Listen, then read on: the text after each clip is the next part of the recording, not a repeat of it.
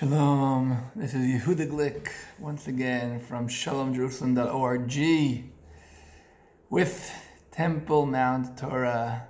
We are studying the book of Psalms, chapter 7. Shigayon leDavid asher shar l'Adonai el divrei kush ben yemini. A shigayon. We don't really know what the word shigayon is. The only other time the word shigayon appears in the Bible is in the book of Habakkuk, and there it's also described.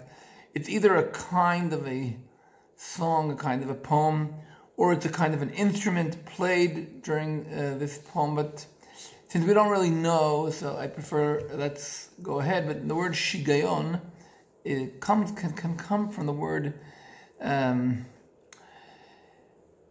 thinking thoughts to God, and like things that are on David's heart. And that's the way I prefer understanding it. Things that are on David's heart that he wants to pour in front of God. Adonai, and the other question in verse 1 is, well, who is Cush ben Yemini?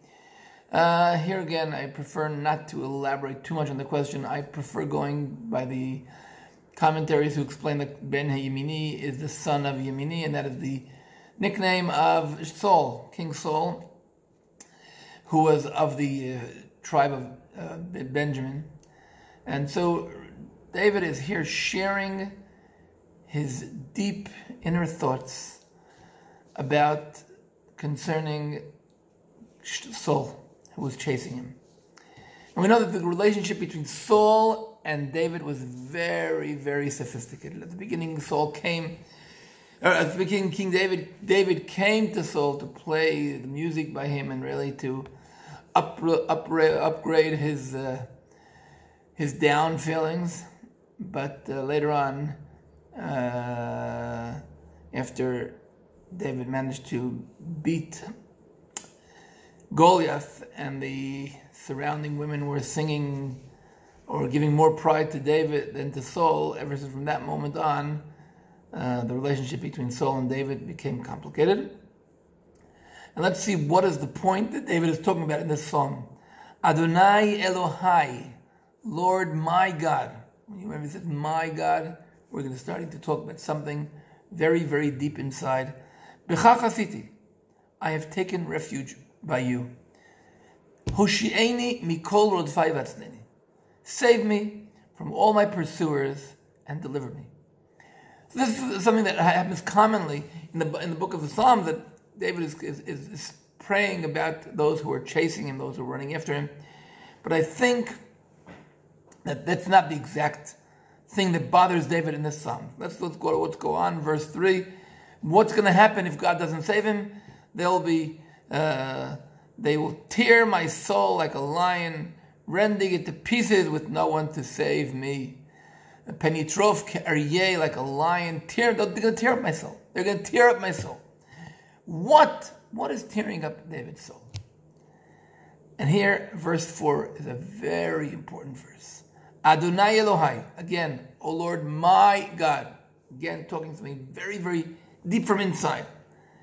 Im asiti zot, if I have done this, im yesh avel bechapai, if I have any injustice in my hands, im gamalti shol mira, if I paid back bad, either if I paid back to somebody who was not revenged, or if I paid back to somebody who's done good to me.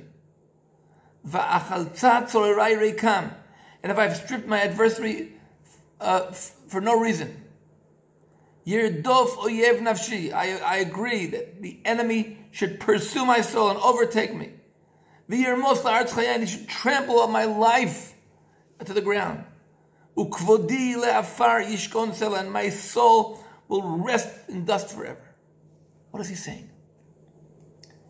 He feels that the fact that Saul is chasing him is not just. It's not something that he deserves. He repeats again, im. And the word im in the Bible could either mean if, or it could mean a word of swearing. I swear that I have never done anything bad to him. I had never had any intention to harming Saul. And he's chasing me for no reason at all. He's blaming me with false. I am not guilty. I am not guilty, God. God, I'm not guilty. If I'm guilty, I allow him to do anything to me. And every thought that he thinks that maybe I'm here trying to take over his throne, you know, God, that this is not true.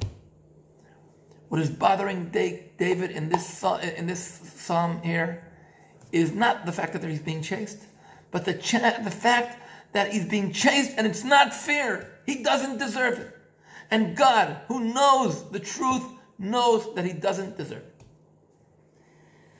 What goes on in the second half of this psalm?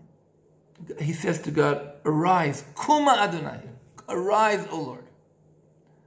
Be'apecha, with your wrath. Hinaseh be'evrot zarai ve'ura elai mishpat tzivita. Awaken the judgment that you have commanded. I am demanding judgment. I want you to show who is innocent and who is not.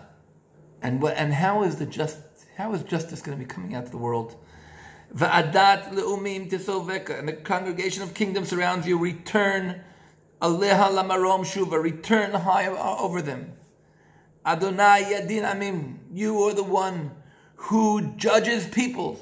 You judge nations. And how is justice going to be known? If the whole world sees it. Elohim shofet tzaddik ve'el zoim v'yachol yom. Reading verse 12. God is a righteous judge. And God is incensed every single day. And what's going to happen? Hinei yechabel aven v'hara amal v'ilad shaker.